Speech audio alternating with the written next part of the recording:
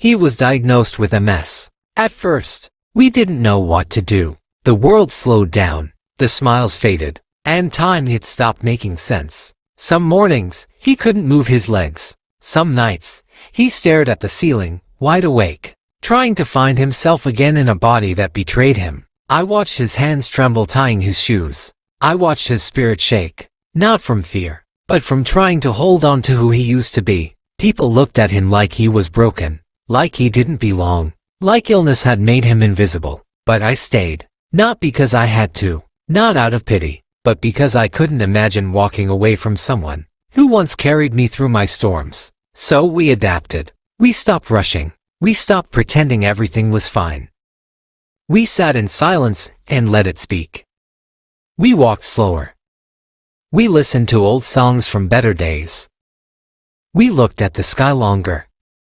And somehow, it helped. We laughed at the smallest things. A spilled cup of tea. An awkward dance move. An old photo that reminded us who we were before all this. And yes, we cried. We cried when we needed to. In the car, in the kitchen, in each other's arms. Some days were beautiful, golden, still, filled with hope. Others were brutal. But even on those days, we never gave up on each other. He learned to live with MS. I learned to live with uncertainty. And in between the pain, we found peace. He found new ways to be strong. He painted again. He laughed deeper. He lived softer. And then, he met someone. She didn't see a diagnosis. She saw a man worth loving. She didn't ask him to change. She simply sat beside his silence. Until it wasn't so heavy anymore. They laughed the way we used to. They cried. They healed, together.